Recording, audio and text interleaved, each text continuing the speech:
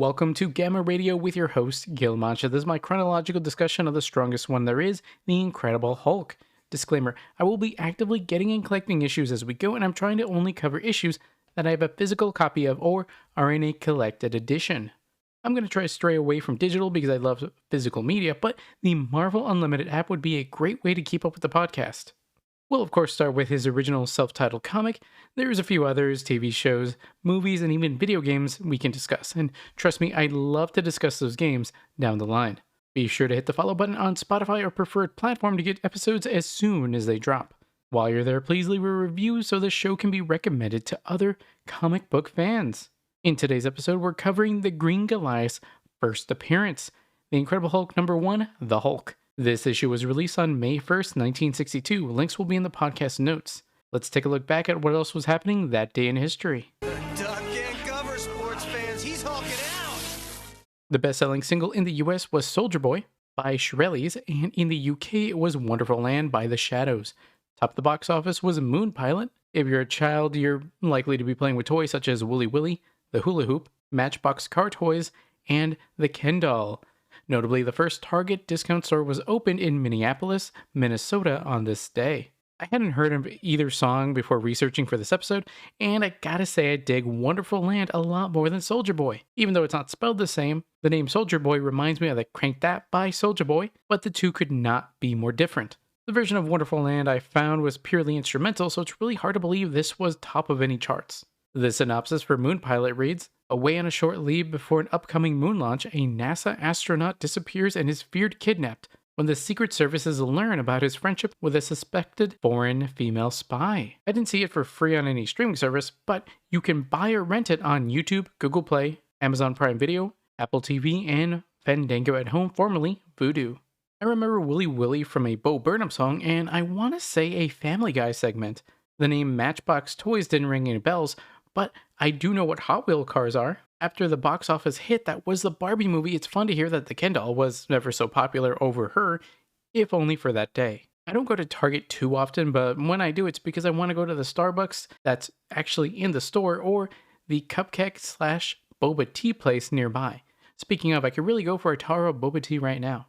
If you're familiar with either songs or the top movie, let me know. On the Spotify app, there's now a comment section. You can do it there or on social media. That's a taste of what the world was like when The Incredible Hulk #1 debuted. Oh, I hurt myself changing this tire.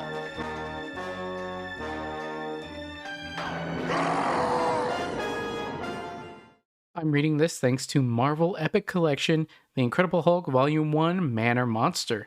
But I also have a facsimile edition I purchased in 2023. It's also available via the Marvel Masterworks Incredible Hulk Volume 1 and Mighty Marvel Masterworks, The Incredible Hulk Volume 1, The Green Goliath. This comic was written by Stan Lee himself, penciled by Jack Kirby, inker Paul Raymond, letterer Arnie Simek, and editor Stan Lee. This cover has Betty and Ross with some military personnel shaded as if they're facing an atomic explosion. A rocket's being launched in the background. Front and center, we see a distressed Bruce Banner in full purple pants and white lab coat. There's lines of radiation coming off of him, and I think it's meant to show that he's transforming into the being behind him, the Hulk, with torn pants, and his undershirt has become a muscle shirt. Despite the coloring on his clothing, the Hulk's in full gray. The title says, The Incredible Hulk, the strangest man of all time. Fantasy as you like it. In a giant question mark, it says, is he man or monster? Or is he both? Again, the story is called The Hulk. Besides being the first appearance of Bruce Banner and the Hulk, we're also introduced to Betty Ross, her father General Thaddeus Thunderbolt Ross, and Rick Jones. It's notable that the Hulk is depicted as having gray skin. In issue 2, it's changed to green to make the coloring more easy. It's later repurposed into a different version of the Hulk, which we will get into in a later episode. There's references to the Cold War, USSR, and Nikita Khrushchev, which were topical references per the sliding time scale of Earth 616. Think of it like The Simpsons. It's the same show and characters, and in the earlier episodes, Homer was a child of the 70s, but in more current episodes, he's a child of the 90s. Assuming the show continues on, they'll get to a point where Homer was a child in 2025. Let's check out the About This Issue section on the Marvel Unlimited app for this issue. Gamma Tsunami! Is he man, monster, or both? The jury's still out on that one, but fans have decided this cover by Jack Kirby is one of Marvel's best. That question reiterates the same question on the front cover. Being the first appearance of the Incredible Hulk, it doesn't really explain much, but it doesn't really have to. It'll be harder on the next title for sure. After the break, we'll summarize the issues. Let me guess. You thought I'd be bigger? What it do, guys? Mandrame here, and if you like board games, especially deck building games, you should check out @team_thunder on YouTube. There we have unboxings and games of Legendary, a Marvel deck building game, the DC deck building game, the Transformers deck building game, and many more. That's also where you can find VODs for this, Accelerated Visions, a Spider-Man 2099 podcast, and Water Damage, an Aquaman podcast where you can directly leave a comment and we can discuss the issues.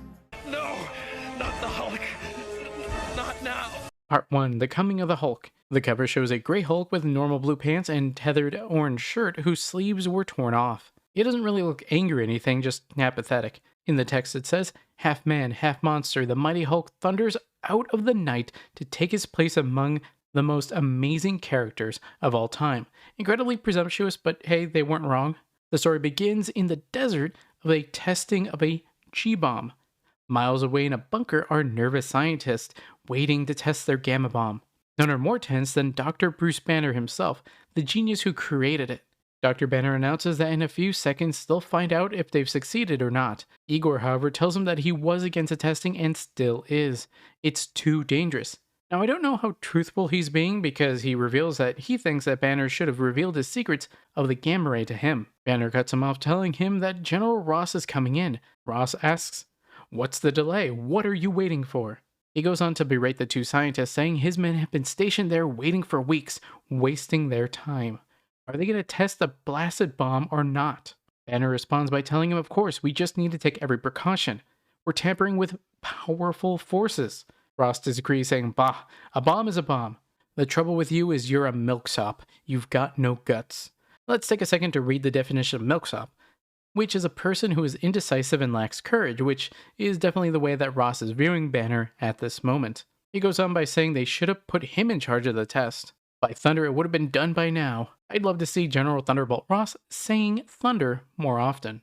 Betty comes into the scene telling her father to not be so unfair. She says since he's one of their most famous scientists, I'm sure he knows what he's doing. Yeah, I don't know if that necessarily tracks, but Ross tells her to keep out of this. This is man talk. Kind of mean to say to your daughter. Just tell her it's a government business and she doesn't have clearance to even be there, so leave. Easy. She completely disregards her father and talks to Banner, telling him not to mind her dad. Ever since he got the nickname Thunderbolt, he's tried to live up to it. Banner thanks her and excuses himself for the final countdown. Betty wishes him good luck, and Ross tells him it's ding-dong well about time. Banner approaches the large machine and adjusts dials when Igor interrupts him, telling her this is his last chance to share secrets of harnessing gamma rays. Banner approaches a large machine and is adjusting dials when Igor erupts him, telling that this is his last chance to share the secrets of harnessing gamma rays. He tells him it's not right for him to be the only person to know. Banner dismisses him, saying that those formulas are locked up in his room and will stay there. I assume he means his bedroom because he didn't say office. Igor is not happy with this treatment and grabs Banner by the collar. You fool, nobody's checked your work. If you've made an error, you might blow up half the continent. I oughta... Banner interrupts him, saying, I don't make errors, Igor. A member of the staff tells him that the countdown has begun. Banner tells Igor they'll talk later. He detests men who fight with their fists, which is great foreshadowing. Banner goes to the window and uses binoculars to look toward the bomb site. Unfortunately, he sees a teen boy in a car cruising the test area. Banner grabs Igor and tells him to delay the countdown so he can get the boy to safety. He gets in his Jeep and drives off. Igor had told him sure, but he's thinking how lucky this is. Now all he has to do is not stop it, and he doesn't have to worry about Bruce Banner ever again. Arriving at the site, Banner gets out and tells the boy to get out of the forbidden area. The boy's relaxing in the car playing his harmonica. He tells Bruce to cool it, and says he's doing this on a bet. How he actually got in, I'm not sure. Banner pays him no mind and grabs him out of the car. The boy tells Banner, what are you doing? Trying to make him think I'm a chicken? Banner tells him, come on, fool. We've got to reach the protective trench before the bomb goes off. The boy reacts, bomb? Back at the bunker, the countdown has not been slowed. 3, 2, 1, 0. And we see Igor's finger hit the fire button. Back to the two men, as Banner's just able to throw the boy into the trench. There, you're safe. And now I'll... Unable to make it to the trench in time, Dr. Banner is bathed in the full force of the mysterious gamma rays.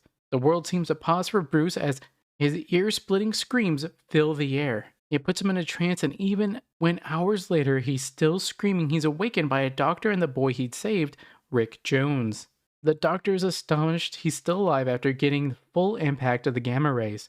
Turns out after the explosion, Rick had brought him to get medical attention. He was appreciative toward Bruce for helping him when no one else would have done this for this orphan. Time passes and it's about to get dark. They aren't sure how long they'll keep the two there for observation. Bruce is more occupied with the fact that nothing's really happened to him. Then he starts feeling strange, his head throbbing, and he starts to think he's gonna die. Meanwhile, Rick is messing with what he thinks is a radio and complaining about how all it does is give him static. Bruce takes off his glasses and tells him it's no radio, it's a Geiger counter, which measures radiation. It's going wild, clicking like crazy. The color inverts to yellow and black. It's getting louder and louder, faster and faster. What's happening? The color inverts to red and black. He leans down, grabbing his head, and click, click, click. What is happening? Ah! The next panel, he's transformed into the Hulk, albeit gray. His sleeves are torn off and the collar pulled down, but there really wasn't much damage to his clothing, like we're used to in the current iteration. Rick Jones is amazed. Hey, look at you. You changed. Hulk swipes him away like a fly. Get out of my way, insect. The color inverts back to red and yellow. Hulk thinks he's been locked away there and he wants to get out. He starts bashing the wall. Rick Jones says he's breaking it just like it's cardboard. He makes it outside and military Jeep runs into him, which he shoulders through. Despite being thrown through the wreckage of the Jeep, the military men are physically okay, but amazed at what's happened. The Hulk keeps walking away, but the only thing on his mind is getting away and hiding. Rick, out of a sense of loyalty to Bruce, goes after him to help in whatever way he can. One lone figure follows him as a legend is born. Part 2, the Hulk strikes. Pursuing troops are looking for Bruce, Hulk, as he crouches in the shadows behind a huge rock. He's thinking, mustn't let them find me. One soldier says, fan out, men. You've got to find that Hulk. Even early in this first comic, they were sure Hulk would become some mainstay in comics, saying his name is destined to become immortal. Look sharp there. Don't let Hulk get his hands on you. Meanwhile, back at the base hospital, a soldier is in denial about how a human could have smashed a 2-foot-thick concrete wall. Another soldier tells him, but he did. The Hulk did it. Already the name stuck. Another asks about Bruce Banner and the boy. What happened to them? Could the Hulk have them? But who could ever guess the incredible truth? Who would suspect that Bruce Banner is the Hulk? Back outside, we see the Hulk is on the move in an area with trees, followed by Rick, who is wondering where he's headed. As if to answer what Rick was thinking, the Hulk announces that he has to reach home. Formulas inside must get formula. So by pure instinct, Hulk heads to Bruce's small cottage, smashes everything in his path. He's oddly stealthy as he does this, as he and Rick are able to sneak past the armed men. Bruce's memory is still in the Hulk as they reach the cabin where he instinctively knows where to go. Inside the cabin is Igor, who's so concentrated on his task of rummaging through the place, looking for something that he doesn't even notice them drawing near. The gamma ray formula must be here somewhere. He turns around to see the Hulk, and instead of being afraid, an intruder. Well, you will not live to report Igor to the security police. He pulls out a gun and shoots the Hulk, but he seems unaffected. What are you? I have a 38 slug in your shoulder, and you still advance? You do not even feel the shot? No, stay back. No, don't. Hulk walks towards him, grabbing Igor's hand as he shoots and takes the gun. You will shoot me no more. He holds a taken gun in his hand, so this is what puny humans fear. Then he crushes the gun into pieces in his hand. And now, Igor looks on in amazement. No, it's impossible. You aren't human. Hulk lifts Igor into the air. Human? Why should I want to be human? Rick finally gets to the scene and pleads with Hulk not to kill Igor and to put him down. Down. I will put him down. Hulk throws Igor onto a table as he's yelling for help. Wham! Igor breaks several beakers and vials. One of them, Banner's formula, is taped to the bottom of, which Rick concludes is what Igor was searching for. He was right. Rick takes the formula and he thinks they should give it to the army. Hulk repeats the Bruce Banner name and he wonders why those words stay in his head. He picks up a picture of Bruce Banner and looks at it. That face. I know that face, but it is weak, soft. I hate it. Take it away. He gives it to Rick, who tells him, You can't hate it, don't you understand? This guy in the picture, before you changed, he was you. Hulk looks off. I seem to remember now. It was the bomb, the gamma rays. They turned me into this when darkness fell. Rick puts his hand on the Hulk's shoulder. It would have happened to me if you hadn't saved me. That's why I'm staying with you. Hulk swipes Rick away, sending him flying. Fool. I'm glad it happened. I'd rather be me than that puny weakling in the picture. I don't want you with me. I don't want anybody. With my strength, my power, this world is mine. Standing in front of the window with the blinds pulled and the sun rising, Hulk turns toward Rick, who's now on the floor against the cabinet. As for you, you are the only one who knows who I really am. Taken aback, Rick pulls his hands up. What do you mean? Before anything else can happen, that instant the first rays of dawn appear. His colors invert to orange, and then Hulk clutches his throat. My head! The next panel, he looks like a mix of Hulk and Banner, but with an orange-yellow color. My brain, it's on fire. What's happening to me? I am changing. The color changes to yellow, now looking like Bruce Banner. Changing, it feels like a veil has been lifted. I can think again. The color's back to normal. Bruce puts a hand over his face. It's over. The nightmare is over. Rick walks up to him and hands him his glasses. You're Dr. Bruce Banner again. The text box says, but alas, the nightmare of Bruce Banner is not yet over. It may never be over. The two stand in shock as they hear voices from outside. Open up there. This is the police. Part 3, The Search for the Hulk. Part 3 starts in Bruce Banner's cottage with the army men, a captain, and even Betty Ross storming in. They're all sure the Hulk is somewhere in there. Betty calls out for Dr. Banner. Bruce doesn't know anything about the Hulk and questions it out loud, holding his shoulder. Rick, however, is thinking, they must mean you, Doc. One soldier looks into another room, empty. From inside the room, someone remarks, but we trailed him here. We know he came in here. At this point, a couple soldiers drag in Igor. Look, Captain, it's Igor, the spy we've been searching for. Igor comes to and seems delirious. The Hulk! The Hulk! Thunderbolt cuts him off. Get him to a doctor. He must have been in league with the Hulk. The captain starts questioning Bruce. What happened to you, Dr. Banner? Why did you leave the hospital? How did you get that shoulder wound? We know you're not mixed up in this. Bruce rubs his shoulder as Rick jumps in. Are you kidding? What do you think he is? The Hulk? A couple soldiers that were in the Jeep wreck tell the captain that they got a good look at him. He was nothing like Banner. The first soldier tells the captain that Hulk was huge and powerful. He said he wouldn't be surprised if it was a giant gorilla that somehow escaped from the zoo. The second disagreed, saying he was more like a big bear dressed in tatters. He probably escaped from a circus somewhere. Rick dismissed them as saying they're seeing things. He was just a little Cub Scout on patrol. The captain tells Bruce it's fortunate that Igor didn't get his hand on Bruce's gamma bomb formula and takes it for safekeeping. Minutes later, and the troops have left, but Betty stayed, saying she returned to apologize for her father's remarks earlier, but didn't expect to find...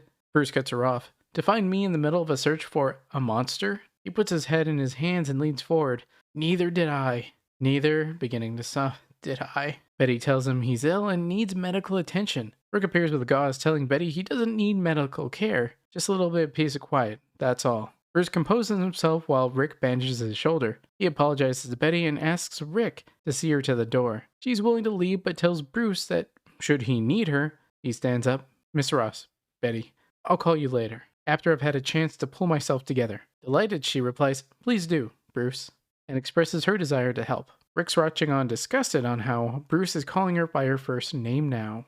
Once she leaves, Rick blasts Bruce with a big question. What's it feel like? He thinks it's probably a gas. Side note, a gas is 1960s slang for a lot of fun. Bruce sits down on the couch, rubbing his face. Rick asks him what's wrong. It's all over now, isn't it? Bruce replies, over. No, Rick, it isn't over. It's just beginning. Bruce looks out the window, telling Rick that he turned into the Hulk when the night fell and returned to normal as day broke. Day doesn't last forever, and it'll be night again. His face changes to one of fear as he explains how who's to say he won't be turning soon and keep turning each day into the brutal, bestial mockery of a human, fearing nothing, despising reason, and worshipping power. Darkness begins to overtake his face as he sits there, hopeless. Part 4. Enter the Gargoyle. On the cover, we see Red Spy Igor in a prison cell, prone, lying in a bed. He thinks, the American fools think I am defeated, but not yet. No, they shall soon learn that even in a cell, Igor can be dangerous. In the next panel, we see circuitry on his thumb, which he refers to as a sub-miniature transistor shortwave sending set that he uses to send a secret message to behind the Iron Curtain. This is shown as a lightning going to a red set of buildings. Then, thousands of miles away, the message is received and they read a transcript of it. We don't get the contents, but it alerts the soldiers, saying it's high priority and he must give it to the gargoyle. He actually doesn't want to talk to him, so he gives it to his superior comrade. So it's his job. Despite protests, he gives it to another guy, presumably a lower rank, to do it. The guy goes to the door, introducing himself to the gargoyle. The gargoyle, the most feared man in all of Asia. From behind the door, he gets an answer. Who is outside my door? Speak, or face the gargoyle's wrath. Smartly, the scared man slides transcript under the door. I have a message for you, comrade gargoyle. That is all. Finally, we see the gargoyle, albeit in all red, and remarks about how people interact with him. The cowardly weaklings dare not face me, but that's how I want it. Let them fear me. Someday the world will tremble before the gargoyle. He reads a message learning about the Hulk, whose power almost matches mine. He picks up the mic on a radio. I must find this Hulk. I must either slay him or bring him as my prisoner, as a symbol of my might.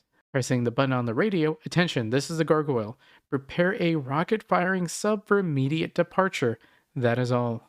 Hours later, they're in the most state-of-the-art red sub blasting through the depths of the sea. It gets to an unknown prearranged area and shoots out a man-carrying rocket.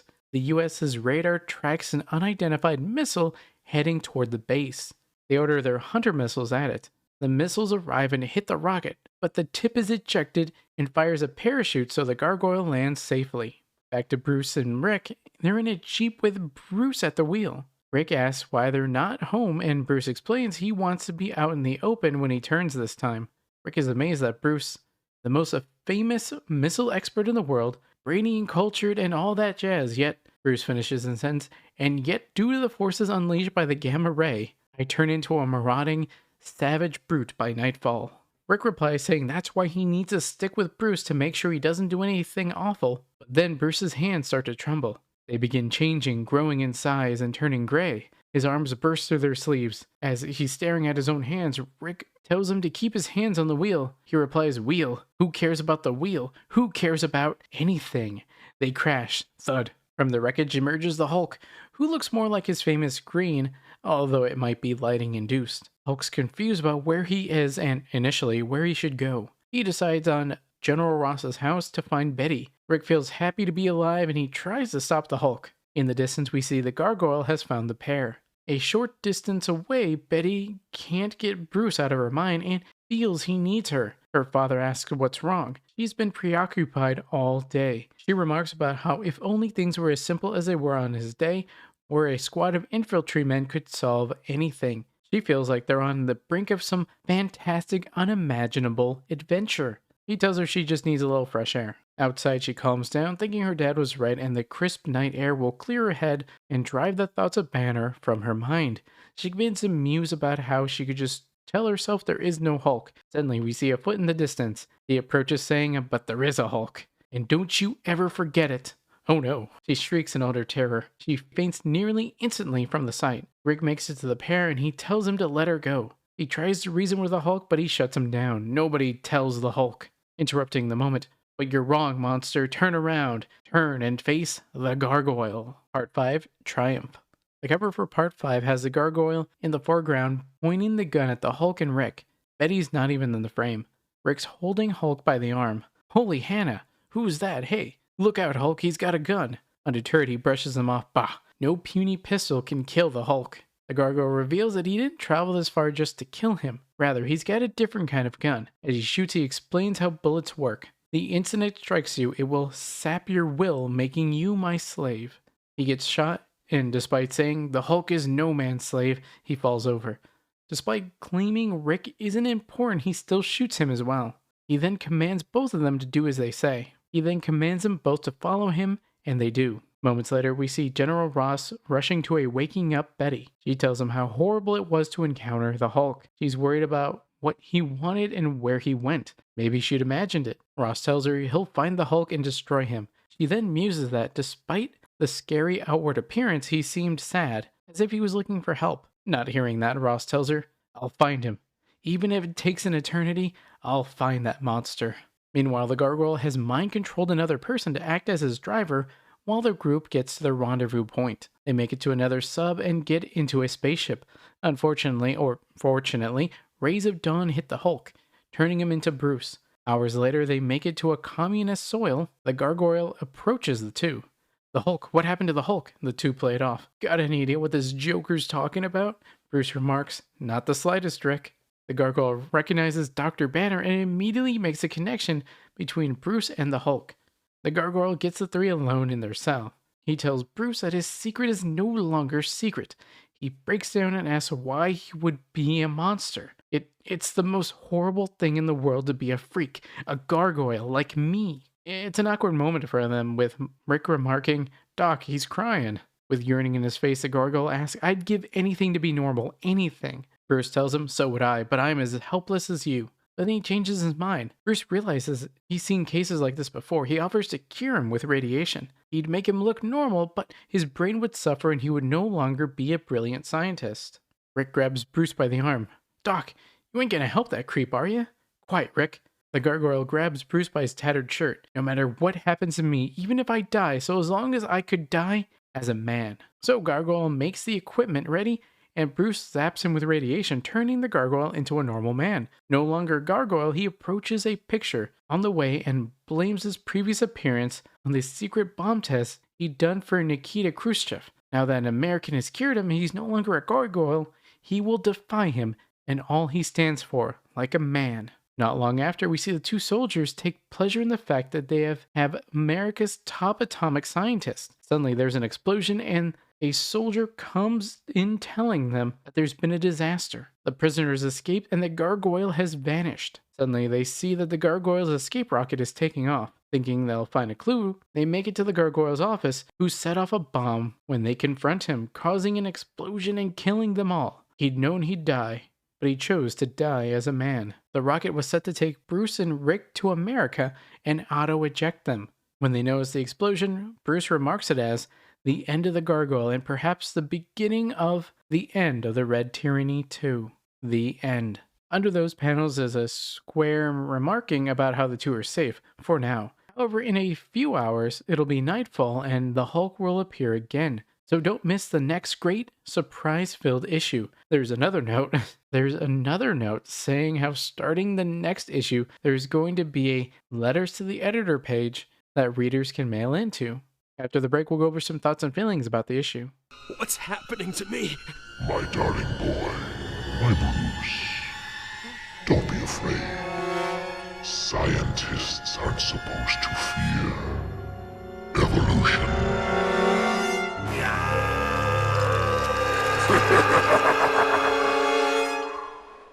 Being the first issue and from the 1960s, there's bound to be things that won't work for a reader in 2025. It was odd to see one singular issue being broken down into 5 parts.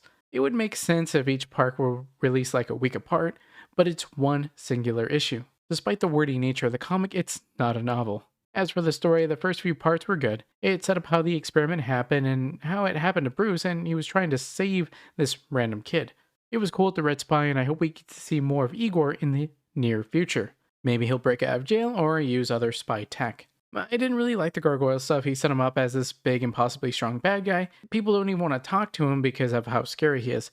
In fact, the guy ended up having duty shoved onto another person and then onto another person just to talk to him. Even in that, he did that from the comfort of behind a door. But then that everything happened so quickly that you didn't really get to feel how strong he really was. Now, if you want him to seem more like a threat, maybe have the guy have to go face to face with the gargoyle and either wince at his ugliness or tell Gargoyle that the Hulk's strength may be equal to or surpass his own. This could make the gargoyle see and turn red, then cut to the aftermath where the guy's hand on the ground unconscious, or maybe another soldier asking about the guy's whereabouts. Then the gargoyle could call this the punishment for saying that he, the almighty gargoyle, was lesser to another being, which of course to him would be impossible. Once he captures Rick and Hulk, maybe don't make him like all sympathetic. Maybe instead get him mad because the Hulk beats him in a test of strength. In his rage, he gives up and lets Hulk and company leave, or maybe Rick sets up a bet for the Hulk where that if the Hulk were to win, they could leave. Then when they're in a rocket getting away, the comrades are about to shoot down the rocket, but the gargoyle stops them. No, only I get to defeat the Hulk. This would set up a longer standing threat that would have a sense of honor accompanying it. Instead of just, I don't want to be ugly, this makes me a monster. Like, I get it, you wanted to, tie a bow on it, but this could have set up a longer standing character. Instead, we got a character who was sort of set up to be a big bad, but turned out to be pathetic as a villain. It's interesting that a bad guy could turn good and have such a heroic sacrifice, but we don't know enough about the villain to really care. Humanize him first, make us care about that sacrifice. I do like how they set up General Ross as a Hulk antagonist. And knowing what I know about the future, that's a long-standing one for sure. Betty being terrified of the Hulk, but having not so secret infatuation with Bruce is a classic. Looking forward, I hope they get away from the multiple part stories in one issue and just save the ink. Simply continue the story with Meanwhile at the military base. What do you think? Did you read the comic? Did I get something wrong? If I do and you guys let me know, I'll include a corrections section in the next episode and I'll credit the user. Let's continue the discussion on social media and the YouTube VOD. You can find me at Manjime Thunder on Twitter and at Team_Thunder on YouTube. If you're looking for another podcast to listen to and you're a Spider-Verse fan, check out Accelerated Vision, a Spider-Man 2099 podcast on Spotify, Apple Music, and anywhere you can find podcasts. If DC's more your thing and you want to hear more about Aquaman, King of the Seven Seas, check out Water Damage, an Aquaman podcast on Spotify, Apple Music, and anywhere else you can find podcasts. Be sure to follow those in this podcast to get episodes as soon as they drop. Manjime out. What time up mean?